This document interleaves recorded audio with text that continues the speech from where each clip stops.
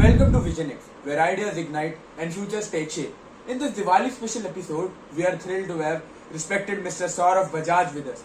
He is the Executive Vice President and the Prepaid Marketing Head at the Vodafone and Idea. So join us and uncover his journey filled with perseverance, wisdom and knowledge. So let's turn dreams into venture and start this podcast. So hello and welcome to the 5th episode of VisionEx series, an initiative by the Entrepreneurship Cell of Sri Aurobindo College, University of Delhi. So as the saying goes, where there is no vision, there is no hope. I'm your host Sarthak, and today we are honored to have Mr. Saurabh Bajaj as our guest. Mr. Bajaj is a dynamic leader and has over 20 years of experience in business development, marketing, and sales. He is currently heading product marketing for Vodafone Idea Business and manages a portfolio of over 30,000 crores. He has worked with top-notch brands like Britannia, Diageo, and Mondelez. He is also an author. The Practical Marketer, Your Ultimate Guide to Consumer Product Marketing is the name of his book. So let's dive right into this and hear from Mr. Saurabh himself. Thank you so much, sir, for joining us today. Can we start with asking, how are you? Hi, Sarthak. Absolutely great to be here. I find there is nothing more exciting for me than engaging with young minds, sharing my thoughts and my experiences. So, really looking forward to a lovely conversation. Okay. Sir, so first of all, we are gonna hear the word marketing again and again in this meeting. So, firstly, please you tell our viewers what is marketing according to you. Sure. Even before we come on to what marketing is, so this journey of writing the book has been very introspective for me. And, I used to always tell people that in an ideal world, I would be a physicist. I got a 97 in my class 12 physics, and I was into, Big Bang and black holes right from my school days. But when I was thinking, why did I want to be a physicist? And the reason why I wanted to be a physicist is because I read Brief History of Time by Stephen Hawking sometime in my, maybe 8th, 9th or 10th grade. And I realized that somebody could make physics so easy to understand, something as complex as particle physics and cosmology. Why has somebody not done the same for marketing? And I myself found the meaning of marketing as late as the 3rd year of my engineering. After I had eliminated all other choices, I had eliminated being a civil engineer, becoming an IT engineer in computers, an IAS, IES. After I had eliminated everything, the last topic that I picked up was marketing. And while, my early views of marketing was the 4 P's of marketing: product, price, promotion. But through my journey, what I learned is that marketeers are actually entrepreneurs. They are startup founders hired by companies to run their business models called brands. So a brand, what a marketing person handles, he doesn't just handle advertising or promotions or celebrities. That person handles the entire P&L. He is the one who ensures that brand, is it profitable, is it growing, is it successful, everything that a startup founder will do. And hence, a marketer is like the glue for everything connected to that brand within an organization. Right? And in essence, like I said, he's nothing but a startup founder. He's an entrepreneur who exists within an organization. Okay, sir, can you please describe your experiences from your IIM times? Sure. So, of course, I was really delighted to join IIM Indore. And when I joined IIM Indore, I didn't join IIM Indore only for its management, but specifically for marketing. I was the poster child of marketing at campus. I was the elected secretary of Mercury, the marketing club. I also founded Utsaha. Utsaha was a marketing fair. It was a unique concept. And, when I joined IIM Indore way back in 2002, I was only from the 6th batch of IIM Indore, and we had just 57 students in our class. So from a small batch, I wanted to put IIM Indore on the marketing map of the globe. And I was like, as a student, what is the small little that I can contribute to make my campus famous for marketing? And hence, what I did find, something that I could contribute, is by creating something called a marketing fair, where actually disguised marketing research happens. And that is something that I most remember from campus. And even now, after 2 decades, I make it a point to be in touch with all the marketing club secretaries across the years and keep understanding how that first brand that I ever created, how is that doing. Sir, is there any advice that you have received that shaped your approach to leadership and innovation? So yeah, I would say that leadership is a journey, and all of the people that we meet, they sort of impact us. But I think one of the first impacts into the meaning of leadership, right, probably happened to me when I just joined Cadbury's in '05. From campus, I joined Wipro Consumer Care, and then when I joined Cadbury's, I sat with the HR head. The HR head said that, Saurabh, the meaning of leadership, it changes as you progress down your career. When you start your career, leadership is drive. It is the passion. It is the drive for results. It's about the sweat. It's about how hard you work. It's the results that you deliver. When you enter middle management, leadership is about influence. It's about how you get the job done through others, where you realize that no man is an island, where you realize you have to inspire not only your team, but also you have to get the right decisions from the senior leadership. And when you go into the back half of your career, around 15 years down the line, that's when you realize that leadership is about judgment. It's about taking the right calls. It's about navigating the energy of your entire team or your organization in the right direction. And hence, judgment, influence, and drive are really the three facets of leadership that evolve as you go through your career. Sir, you have mentioned Stephen Hawking's name in the very beginning. Is there any other figure that you idolize or you are inspired a lot from?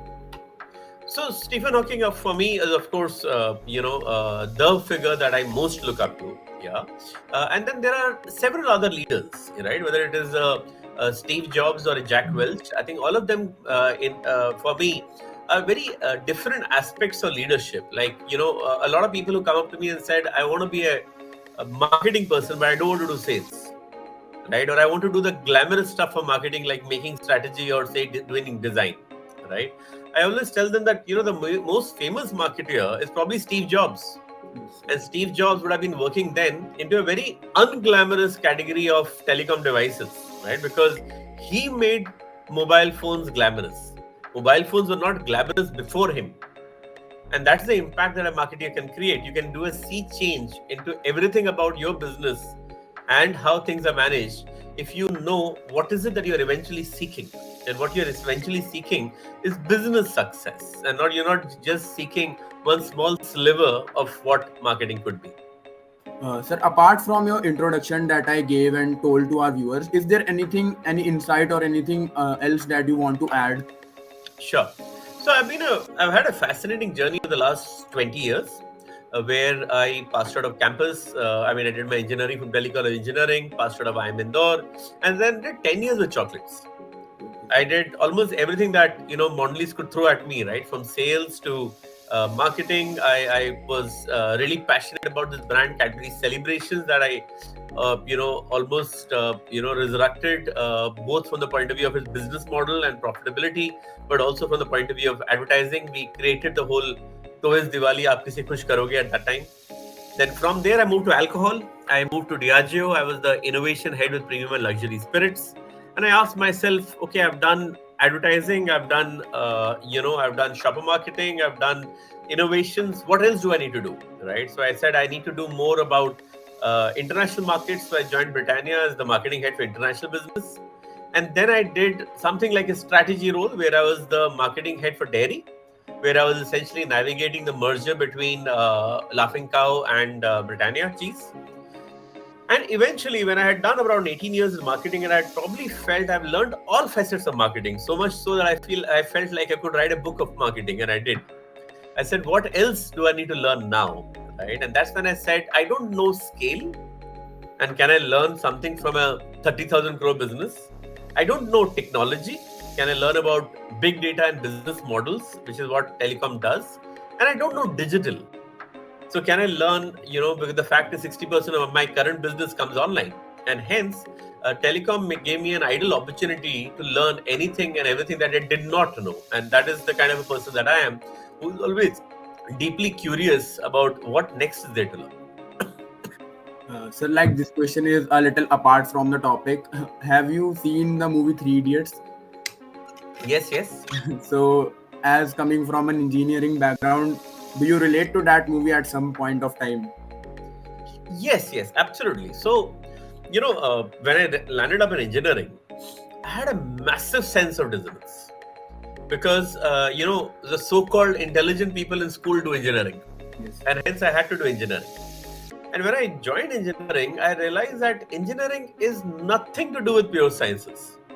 The entire world that I had created in my mind about the horizon, I can go, deep and wide and explore the further reaches of the galaxy to the, subatomic world of quantum physics. I realized none of that is there in engineering, and I realized I got stuck, right? And I was not happy. I did not know what to do in life, and hence, like I said, I explored everything possible. I explored everything from civil engineering to IAS, IES, C++, and I was not enjoying all of it until I again found the fascinating world of marketing. And hence, I believe, much like Three Idiots, you have to finally find what you are deeply passionate about. And finding what you are deeply passionate about is not easy. Much bulk of the world around us does not really know what they are passionate about. And it's only when you are really passionate about something that you give it your all, and that's when success or brilliance happens, because success is an outcome, and it's an outcome of a fruitful journey that you are deeply passionate about chasing. Sir, from Britannia to Vodafone Idea, you have worked across some iconic brands. Is there a particular campaign or project that stand out as your favorite? Yeah, so for me, my most favorite campaign was the Cadbury celebrations. तो इस दिवाली आप किसे खुश करोगे? And the reason why that campaign is so close to my heart is because, see, as marketeers, we all at some point in time or some level, we want to change the world, right? And we want to change the world while selling chocolates, biscuits, and alcohol, right? So, how do you really change the world? Now, the opportunity that I had is that Cadbury Celebrations was not selling. And when I took on the job of a brand manager, Anand Kripalu, our managing director, he actually made a statement in the open house saying, why should we shut down this brand? And that really hit me because I was a starry-eyed marketeer and I was coming here to do enjoyable stuff, and here my MD is saying, why should we shut down the brand? So I tried to understand why. Why is he saying that? So he was saying that because, one, it was profit negative for the last 15 years. It had started degrowing. So then Nikhil Rao, who was my boss then, he said, Saurabh, Cadbury Celebrations needs to own the spirit of Diwali. And I was like, what does that mean, right? That is what Coca-Cola had done to Christmas. I mean, you know that Coca-Cola actually invented the character of the Santa Claus, right? So how do we own the spirit of Diwali? And you can only own the spirit of something when you go out there and meet consumers. So we met consumers in Bombay and Delhi who used to celebrate Diwali in the heart of a building. They used to collect the money, throw a great party, but they didn't really know their neighbors. And then when we went down to small towns in Bareilly, I still remember that goosebump moment where there were, a family living on a duplex. On the ground floor was the landlord, on the first floor was the tenant. And the tenant made the statement I still remember to this day. What he said is that for the last 7 years, both our sons, the landlord and I, have been going to school together. Everybody in school thinks they are brothers. That kind of a love between people does not exist in the metros. And as we move towards the path of progress and we have more money in our wallets, the less of the time that we have to relax, the less we know the people around us, the less we invest in relationships. So we said we can own the spirit of Diwali by calling Diwali as a happiness break. That time of Diwali, can we tell people this time in Diwali, let go of all of this. Let go, park everything. Take a happiness vacation. Go out there and genuinely make somebody happy. And that really was the iconic campaign that you were to turn its fortunes. And even now, after so many years, that campaign is still live. The line is still live. And I had a chance to have my Toys Diwali moment because this year during Odam, I traveled down to Kannur in Kerala to visit my English teacher after 32 years. Because she was the teacher who first inspired me to start writing. She used to be the person who used to tell me to read my essays to the entire class in my 6th and 7th grade. And probably she's the one who first planted that bug for writing. So I decided to make her feel happy and make myself feel happy by traveling down to Kannur and spending a full day with her. Sir, as you have mentioned, and we know now that you were a brilliant child in school, but was there still any subject that you used to hate at that time? Frankly speaking, it's always funny, but I've always been a 60s kid. I always got a 60, 65, not just in school, but also in my engineering or my MBA. I've always been passionate, but I've never been a top ranker. I had absolutely terrible handwriting. I, could literally not finish any of my school subjects in time because I was always the youngest child in class. So hence, the journey from a distance, and it always looks like a bed of roses is never a bed of roses. When you come closer, there are always wrinkles, but it is overcoming those wrinkles that makes life fun and exciting. Sir, what inspired you to write The Practical Marketer, and what key message do you want the readers to take away from it? Sure. So what happened is, I was having an interesting career in Mondelez. I did 10 years there. I joined Diageo. When I joined Diageo in alcohol, I had a lot of fun. Okay, I was really enjoying myself. It's a fascinating category. And 2 years I was having a ball of a time. But I felt that I'm moving very fast in the wrong direction. I felt that this is not where I had to go. So I changed my job. I joined Britannia. I joined as the marketing head for international business. Again, I was having a great time. I would visit Dubai every month for a week. I would sit with my glass of Guinness, living the good life. Again, I felt something is wrong with the universe. Maza nahi aa raha. So I took a walk with my wife, and my wife said, Saurabh, don't solve for the job. Solve for your energy. Your job is not enough to give you the satisfaction that you are seeking. You have excess energy. That excess energy needs to be put somewhere. Then I met a couple of mentors. There's a person called Kalyan Chalapalli and a guy called Gautam Gupta. Gautam Gupta told me something when I was around 39, and I was about to hit my 40 in about a year. And that moment made all the difference. He says that, Saurabh, between 40 to 45, you need to change your orientation. Because at 45, the question paper of your life gets leaked. At 45, you know exactly in your career where you're going to land up. And if you don't shift your orientation from just achievement orientation to contribution orientation, then post 45, you start getting frustrated. So I said, okay, I need to start contributing to others, but how do I do that? How do I start that journey of contributing? So, once I entered the pandemic, in the first weekend of the lockdown, in March, I put out my first post on LinkedIn on a Saturday morning. That post went viral and I delivered 35,000 views.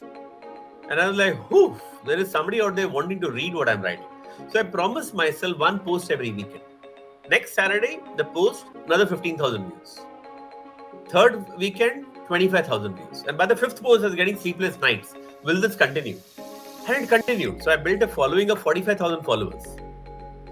And I realized that there are people out there who are seeking advice or seeking knowledge from me that I have, right? And I started taking phone calls. I would allow students to call me, professionals to call me, people who are getting burnt out in their career, who don't know where life is taking them, right? And I would give them advice. When I would give them advice, which hit a raw nerve, when it was something which is very valuable, something that, I knew and they did not know, I would put that out in the form of a post. And if that post would then hit 100,000 views, it was really, really valuable, right? That journey led me to writing articles, went into giving talks at campuses. And when I had a lot of material created, somebody asked me to send all my material to them. And when I sent this material to a very sweet gentleman called Rajesh Srinivasan, who has recently written a book called Mindful Marketing, he went through all my material. He sent me back an Excel sheet. And he said, Saurabh, do you know that you have already written 14,000 words out of a 40,000 word book? And when he made in that Excel sheet all the topics that I must cover, in the next few months, I just finished all the gaps and my book was ready. So in 2 years' time, my book was ready, woven or written out of stuff that people or students or professionals actually enjoyed reading and they were seeking that from me.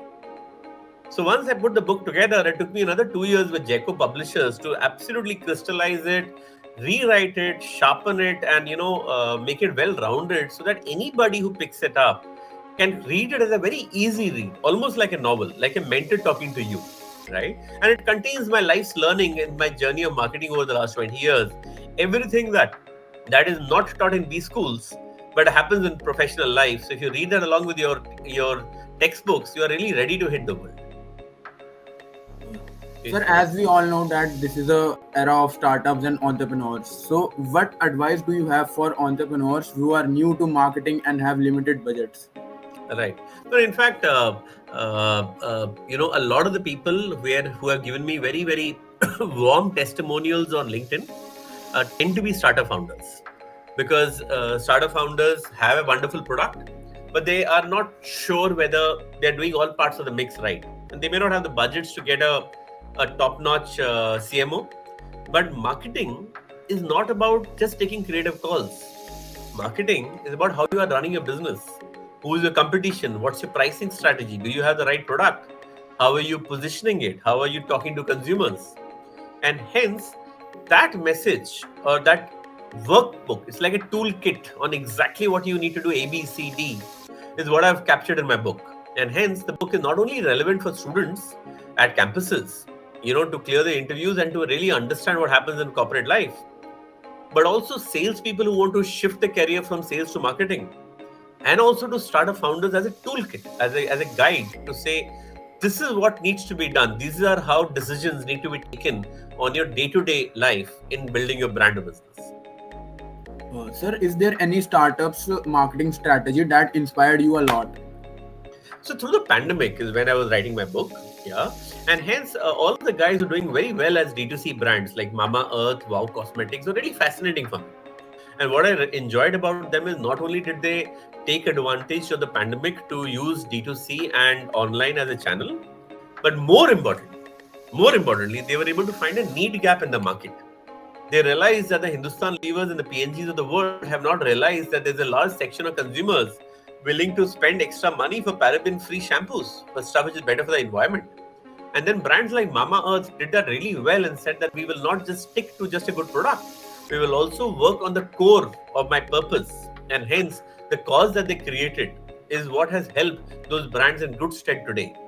So how, the pandemic showed us a lot of fads which died, like online education, which is not doing so well now. But there were also certain serious trends about living a more sustainable life that some of those brands picked up. And today, those trends are becoming mainstream. And a lot of regular companies are also trying to pick them up to create better quality products for a set of consumers which are ready to pay that extra money.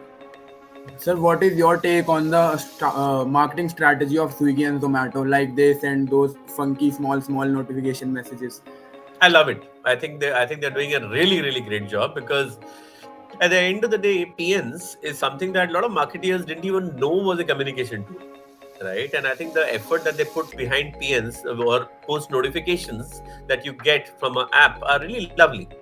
And I've always been a fan of, having the curiosity to do new things. So, in a way, I'm the poster child of digital, because, I was among the first people to be on Orkut, which is a platform before Facebook in 2004-5.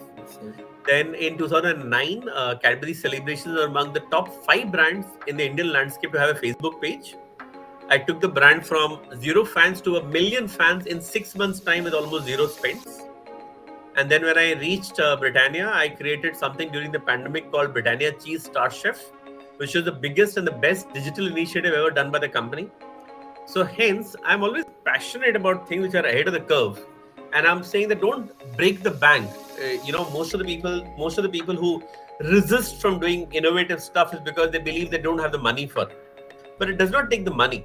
It just takes the curiosity to try something different.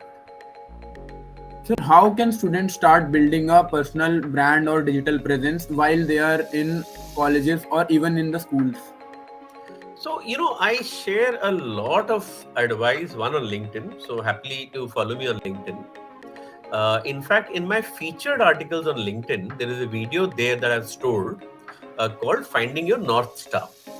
Right? That is a very interesting piece on how to build a personal brand, either as a leader or as a student. Yeah, it is also there on my YouTube channel called The Practical Marketeer, where I actually take people through this entire journey how do you build a vision for yourself? Like the way you would build a vision for your brand, finally, you are also a brand which has got unique characteristics. To identify yourself as a brand, you need to build a vision for who you would want to be like, maybe 15 years down the line. When you can visualize whom you would like to be like, find people on LinkedIn whom you would like to emulate. Study their journey in detail, you'll get an idea of where you are headed. As you are going through that journey, start sharing real things from your life, things that really impact you, which cannot be Googled, which are actually the learnings that you've had. As you start sharing your genuine learnings through observations of things around you, right? People can start figuring out what you are passionate about. And finally, community is not based on posts. Communities is based on responses. So if you do put out a post, if you take out the time to respond to every single person who engages and interacts with you, people will realize that you are actually interested in coming onto the forum to engage with others rather than only send out who you are. According to you, what are some common mistakes early startups make in their marketing efforts, and how can they avoid them? When I started selling my book, right, a lot of people said, why don't you just reach out to your friend circle and ask them to pick up 5, 5, 10, 10 books at a time, right? And I said, it doesn't feel right. That's not what I want to do. So what do I want to do? And I want to go and take a step back and say, why have I written this book? I've written this book to transform how marketing is taught. I have written this book to democratize marketing. I've written this book so somebody in their 6th, 7th, and 8th grade in school as well can understand practically what marketing is all about. And if I'm true to the cause of marketing, then I cannot stop at the book. And hence, I also created a website. Right? In that website, I put the links for the 70 to 80 brands that I mentioned in my book. Then I also upload around 25 podcasts. These podcasts are real talks with people which tell you the backstory behind why Nokia missed the smartphone bus, or how a Kurkure was created, or what is the story behind fog, or how was the 5-star Ramesh Suresh ad made. And I put these videos out there for free use. Then whenever I create a valuable talk like this one, I also upload it on my website so that people can freely engage with it. And then I attend sessions with colleges where syllabus reviews happen, like I attended one at Narsi Monji yesterday. I also created a quiz where anybody can participate in the quiz, which is there on my website. You just go to the practicalmarketer.in, and immediately you get a pop-up for a quiz. The quiz has got 7 questions and an algorithm. The algorithm changes each time. So you get new questions to try. You get 4 out of 7 right, you can download a certificate, right? All of these various things allows me to be true to my purpose. And it's not about selling the book. It's about the purpose that I want to make marketing accessible and easy to people. Similarly, when startups get into saying that I've made a product, I picked up funding, I need to sell, right? That's typically when they face a disaster.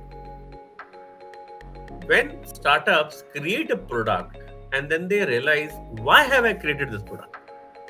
Like the way a Mama Earth says, we are a couple who came from US and better quality shampoos are not available for my child. And I want to create that. I want to give it to other people. So there's a trueness of purpose at heart. When you are sticking true to your purpose and you're not only just selling your stock because you want to make a quick buck, that's when you make a genuine difference. That's when you invest in the long term. And those are the brands and the companies and the startups which succeed in the long term. Anybody who burns a lot of money in the short term to get short-term success without the right purpose, without the right differentiation, typically lands into a struggle sooner rather than later. Sir, how important is branding for a startup in its early stages? So, there are 2 parts to it. There is marketing and there is branding, right? Branding is about the right brand architecture, which helps you decide where to invest, how to invest. Marketing is about creating the right business model through the 4 mixes, the product, price, place, promotion, right? So the first thing that any startup founder needs to focus on is on the product itself. The product has to be true to your purpose. The expression of the purpose is usually branding. So a lot of the branding that is done by startup founders are really just PR. That is just when a startup founder shares what they are passionate about. Right? And as they share their purpose and what they're passionate about and why they created, actually the first halo of branding happens. Then as the next step, they look at the brand architecture, how many brands that they can own, how big is the font, how small is the font, how should my logo change, how many sub brands I need to have. Those come subsequently. But brands or startups can't exist without a genuine need gap or without genuinely expressing your purpose, which is also what branding in a sense is, right? And hence, branding, if it is seen as the way of expressing what you are about, then it is very important. But is it about having the right packaging and the logo? Maybe not. Maybe something like that can evolve. As we all know that digital marketing is one of the fastest growing fields nowadays. So what's your take on digital marketing? Like it is providing so many internships also to the younger students. I am personally a little skeptical about digital marketing, right? The reason why I'm skeptical about digital marketing is because, yes, it feels like the wild, wild west, right? It feels like an open ground. There's so much to be done. There are new rules to be written. Anybody can come into it and learn and play the game, right? But often we tend to get confused and think of digital marketing as a very lower order function. Somebody who might be writing book reviews on Instagram might think that they are into, digital. Somebody who is trying to make posts go viral by tweeting across a number of posts might believe they are in digital. Somebody who is writing, somebody who might be just creating some amount of content using the right filters and tools, they might believe they are into digital. So digital can exist at so many levels. Not all of them are core or value adding. While at the core of it, marketing and brand building is really important, whether you use digital as a medium to do it or do you just use your back wrapper. And hence, I would say digital is great. Digital is fun. It is good to be agile. It is good to learn new skills. It is good to experiment and have the curiosity. But don't box yourself into saying that I'm only a digital marketer. First, build a vision towards who you want to be, and usually in the longer term, most of us want to be senior leaders. And leadership is typically about business strategy and about core marketing, not necessarily about doing one sliver of digital marketing alone. How does internships and articleships shape the mindset of a person in the field of marketing? Again, I'm a little skeptical about internships, right? While I also did my summers with Coca-Cola, which is great, for 3 months at Bhubaneswar. Then I did a 2-month project with Idea Cell way back in 2004. I built a great mentorship with Devajyoti Mal, who was my first mentor. He was the one whom I first wrote the post about. He was the marketing head at Idea Cell then. Now, things are meaningful when you do them for a substantial period of time. Right? This mad race for internships and saying that, you know what, I'm going to do 20 internships in 20 days doesn't take you anywhere. Finally, it's about the depth of learning, right? And hence, I would rather say, grow your skills as a marketer. Do a better job at your campus. Open something like I said, Utsaha. Create a genuine value for your campus. Create a legacy. Participate in your fairs. Pull together talks for the rest of your students. Gain value together.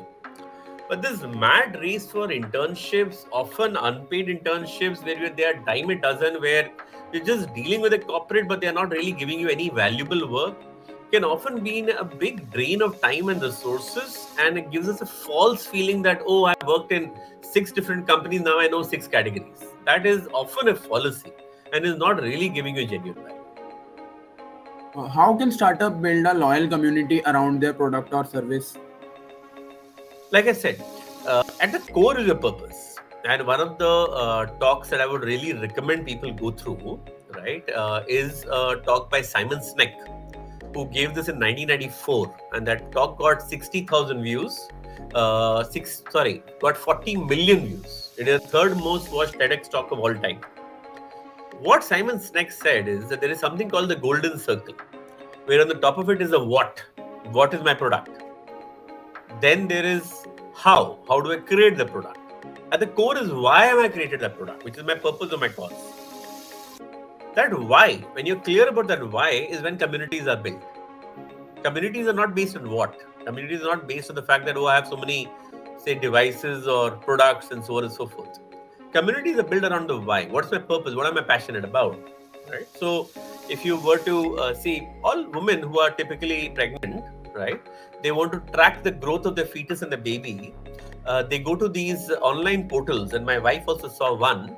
Very interestingly, that portal has been created by Johnson and Johnson, and Johnson and Johnson doesn't call it a Johnson and Johnson portal. It calls it a portal by saying that it's like, I think it's called baby cell, perhaps, right? It goes out there and you can track over the 9 months how your baby grows, right? And then, by the way, they say that, while you're on this portal, yeah, we also have some products which you might want to pick up for your baby, but that's not why we have brought you here. We brought you here for a genuine reason. So when the need that you're filling is genuine and you're providing genuine tools and accessories to make somebody's lives better, that's when you have a genuine community. And you can say, hi, since you're a part of this community, I will also tell you that I happen to have a good product. You can choose to pick it up. But if you're passionate about your purpose and about your real cause in the community, that's when communities are built, and the communities are not built because you want to sell more of your product. As a startup grows, how should it evolve with marketing strategies? So, when a startup is starting the journey, they have limited budgets. It's typically about stealing share. One of the concepts that I talk about in my book is about grow category and steal share. A steal share is typically about, creating dissonance. It's about telling somebody that, you might be consuming something from a market leader, but there is something better that I have on the side, right? Something like, say, what a Sebamed did, right? When they said that we actually have soaps with a better pH value, yeah? But as you get scale and you become larger and larger, your tasks start moving from just the steal share task to the grow category task. When you have a grow category task, that's when you're able to genuinely invest in brand building, about creating stuff which is larger than life, investing in mainline TV campaigns, and so on and so forth, right? And hence, the evolution of your tasks dictates the evolution of where you put your resources. Sir, if you were to start a new venture today, what marketing approach would you take in 2024? So, all marketing approaches start by meeting consumers.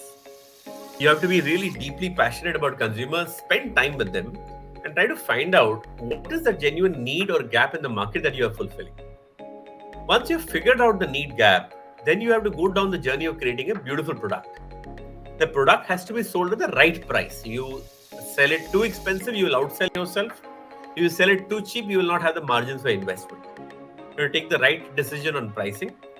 After your product and your pricing is sorted, then comes how do you communicate your proposition, and usually packaging is the first thing that you invest. You create the right packaging because a lot of your communication is just the way your pack is seen on the shelf.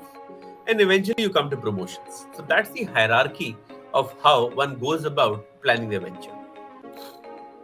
What's one lesson from your own career that you think that every startup founder should know? So, a lesson from my own career, right, is really about saying that, one always needs to be deeply curious, right? And it is not about burning the bank, right? Whether it is when I started the whole journey of Facebook with Cadbury celebrations, or when I did Britannia Cheese Star Chef, or when I launched Captain Morgan Dark Rum in record time. And it was never about resources for me. It's not about saying that I need so many people in a team or I need so much of money to spend. It's about genuine consumer centricity and curiosity. The fact that I was going out there to make a real meaningful difference by deeply observing what is happening to consumers. Like, what happened is when the pandemic started, everybody had this shoulders sagging, saying that, what, our year is ruined, right? Our consumers are not out there, we're not going to sell.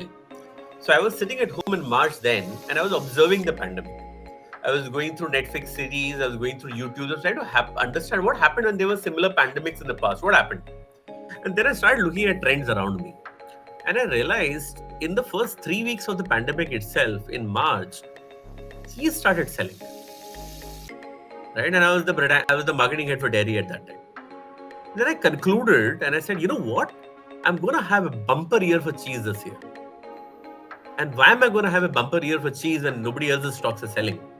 The reason is because in the 2,000 crore cheese category, 1,200 crores is institutional. 1,200 crores of cheese is sold by the Domino's, Pizza Huts and your food courts. Only 800 crores of cheese is retail-led. Now, when restaurants are shut, consumers are still going to want to have cheese. They will themselves, and they will use that year to start learning how to make that pizza, which so far they've only ordered online. So I felt this is a God-sent opportunity for me. And we grew in that quarter by 70%. That's when I told my senior management, even before we had started the pandemic, that you know what, in the pandemic, logically, this is what is going to happen. I'm going to make a lot of sales. Let's add some traction to it by also giving consumers what they want, which is free content. They don't have good content right now. So we tied up with Saif Ali Khan through India Food Network, and we created Britannia Cheese Star Chef, which was a 12-week series where we put 4-minute videos of different recipes you could make with cheese, right? And hence, much like a startup founder, don't waste a good crisis. The pandemic was a crisis. Those people who were bogged down and said, I'm dead, they said, there's nothing to be done. Those who said, maybe there's an opportunity. Maybe something is changing. Maybe I can get this crisis to become into a windfall fund. And if you are deeply observant, you are then able to figure out how to leverage all of this for your own business benefits. Then how do you see the role of AI and automation evolving in startup marketing? Sure. See, AI and automation, much like the stories that I told you about Britannia Cheese Star Chef or Facebook, right, is that there is a new tool on the block. And what is required is for people to be curious about it. Spend half an hour a day doing whatever you regularly do through AI. For me, the biggest use case of AI in my own house is my younger son. My son is 11 years old and he uses ChatGPT to write his Marathi answers. Because in Bombay, they have to learn Marathi. So he just puts that Marathi question and ChatGPT throws up the answer. And there's also a voice box which sort of tells him there what does it mean and why. Right? So if an 11-year-old can use ChatGPT, surely startup founders can also use ChatGPT, can also use AI. Right? But the thing is about being curious, about using it on the job. Right? The way a lot of companies use any new technology, first is from the point of view of PR. Right? So, for example, the whole 5-star ad of Do Nothing Academy, because in the future you'll have to do nothing, is a lovely way in which, because people are talking about AI, they used it as a part of the creative. The next use case for AI, again done by Bondleys, was really the Shah Rukh Khan campaign, where they said that we will use machine learning to be able to get Shah Rukh Khan to use the name of a retailer next door. It's a good, fun use case, got a lot of PR, right? And it was well appreciated. The third part of AI is, financial institutions, telecom companies have used big data models for the longest time. Even before AI was a buzzword, to do pricing analytics, to give a segment of one, to give each consumer the right tailored offer, right? That has only increased because a lot of FMCG companies, as they have gained scale, they started collecting first-party data. If you have first-party data, you know which consumer is vulnerable, where can you extract ARPU out of them by giving them a pricier offering, and those which are likely to churn, and you need to give them a cheaper offering. So that's a typical use case which is happening. So there are a lot of use cases for AI which are slowly and steadily emerging. As long as you are curious and not wanting to break the bank by spending limited spends in a manner which is judicious, where you say, I will try a little bit, I'll experiment, I will learn, and then I will use it some more. Sir, what upcoming trends in marketing do you think will impact the startup most in the next 5 years? So while there is a lot to be said about artificial intelligence and AI and so on and so forth, right? But I believe that the fundamentals of marketing don't change. And at the core of marketing, whether it is 5 years from now or 50 years from now, the gospel truth of marketing is to meet consumers. Right? All of data is irrelevant if you don't know what's going behind it. And while we all get fascinated that this new emerging world will have insights at our fingertips, I would say that the startups which do well are those that solve a genuine problem, a genuine consumer need. Those are the people that keep the ear to the ground, which do the traditional habits of going out there, meet consumers, get an idea, inkling of trends, and then use all your tools of social media to understand that today consumers tend to be talking about apple cider vinegar and create a new breakthrough product. Or the fact that there are gig workers evolving, which can be used as a news channel or a distribution system. So as long as you keep your ear to the ground, you meet genuine people, you observe real trends, and then triangulate it via digital technology, new means, I think you can be ahead of the curve. Sir, what challenges you have faced in your journey and how did you overcome that? So, whether there is no cricketer which has not had an off inning, right? There is anybody and everybody, whether it's a corporate honko, right? There is nobody who has a flawless career. We always have tough times, right? But what I always say is never waste a good crisis. Genuine personal growth only happens in the time of crisis. Leaders which have never faced a personal crisis get their negative traits to get magnified because they have never had any reason to introspect or correct themselves.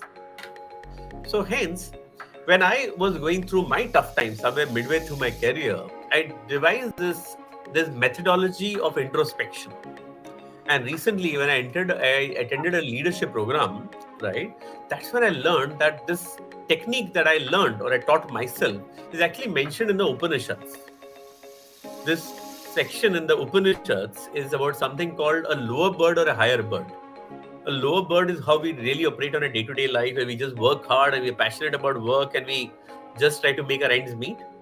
The higher bird, also called the Sakshi self or the witness self, is the more wiser bird which exists within you, and it is always observing the lower bird. So this witness self or this Sakshi self, which I had learned in this leadership program, is something that I learned to practice almost a decade back when I was having my tough time at my stint. When I was having my tough time in office, I would swim on the weekends or cycle. At that point in time, I would try to look at myself from outside. I would take a step back and I would say that forget about how I'm feeling. How would others perceive me right now? How am I looking? How am I looking versus my peers? Where have I reached in life? Can I appreciate, can I be grateful for the good things going for me? Because somebody from outside will only see the good points. But for me from inside, I'm seeing all my stress.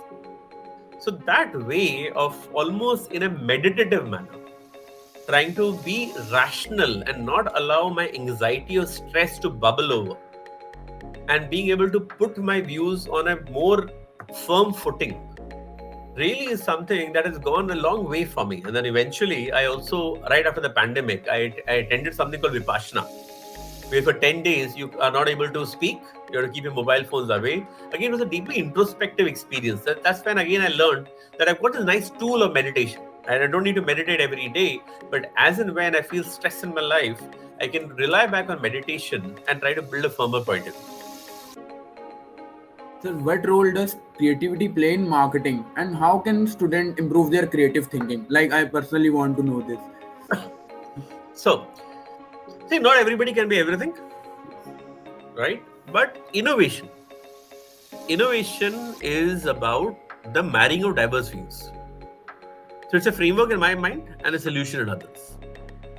And hence, I have found the deepest amount of creativity coming when you interact with somebody who's completely different from you. So one of the styles of working that I always follow in office is I go outside the floor and I keep talking to diverse people and diversely brainstorming with them. And I usually start the conversation not with the challenges I am facing, but with the challenges they are facing. When I have a discussion with somebody who's facing a diverse challenge and a diverse issue, I'm often able to come up with breakthrough solutions that help me as well. So, getting in diverse points of view to tackle a problem is often where the deepest amount of creativity at work comes in. So, when I started the journey of Facebook, I just got 20 agencies into the room.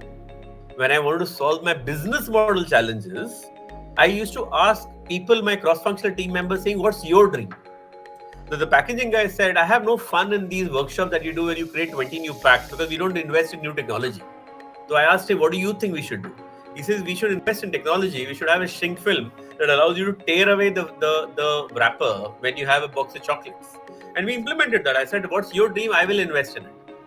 The supply chain guy said that, Saurabh, I don't understand why we create these different boxes of chocolates, move them to a central location, throw away those boxes and then pack the chocolate. So I said, what do you think we should be doing? He said, we should use recyclable plastic trays, put the chocolates in, wash the trays and send it back and we'll improve the bottom line. It was not my idea. It was their idea. but I had the passion to sit with them and understand what their dream is.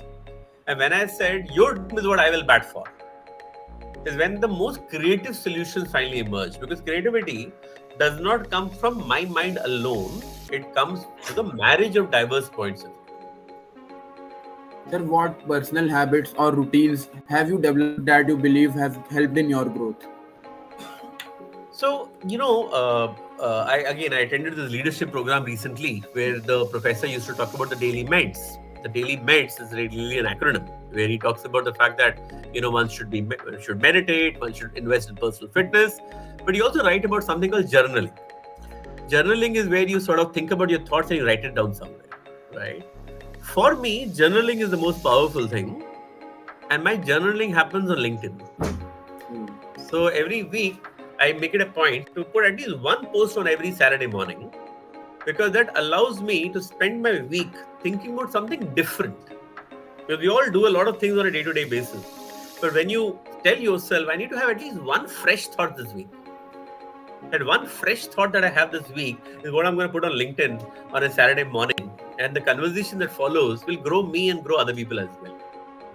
And that one fresh thought is what I would refer to as journaling, where it is about deeply observing what's happening around you, and through those observations trying to create a piece of literature or a piece of art which is really a post.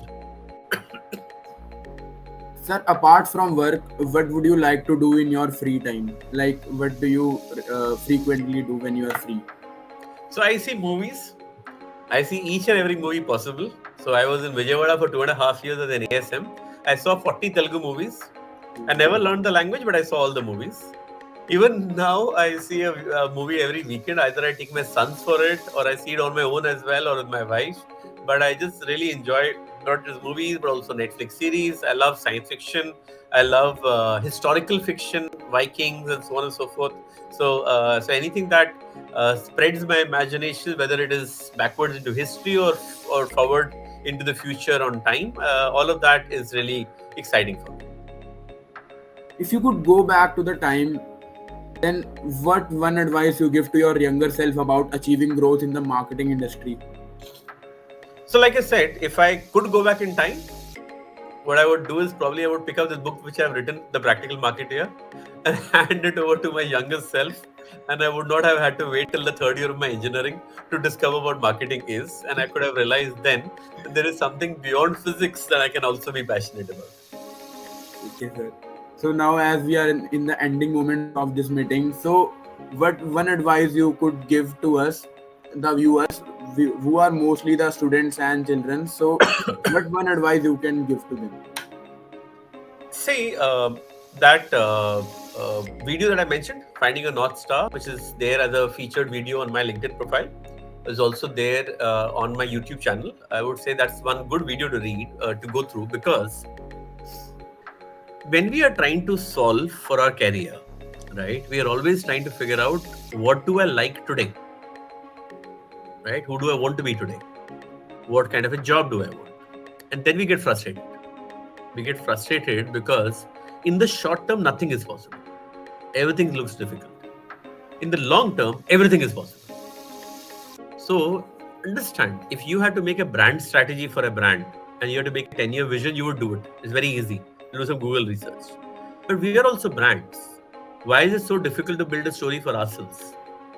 So the first thing that anybody needs to do is to paint a vision for yourself. Ask yourself, visualize. Don't look at the numbers, don't look at the English, don't look at the test. Visualize, view yourself in your mind. Try to see how you are looking. What are you wearing? Where are you talking? What are you walking? What is really important for you? And put it down on a simple A4 sheet of paper in the form of a 3x3 grid. 5, 10, and 15 years, professional life, personal life, and interests and hobbies. So 15 years down the line, what is it that I want to achieve in my professional life in 1 or 2 lines? What is it that I want to achieve in my personal life in 1 or 2 lines? What is it that I want to build on my interests and hobbies in 1 or 2 lines? And if I have to do all that in 15 years, then there is something I need to do in 10 years. What is that? I have to do that in 10 years. What do I need to do in 5 years? And hence, am I making the most today over the next 5 years to meet the vision of myself 15 years down the line? Then today you will make the right choices, and today you'll invest in the right forums of building yourself, upgrading yourself. Then today you'll stop being swayed by decisions like this one is paying me more money or that one is in that city, because in the long term, where are you going to land up?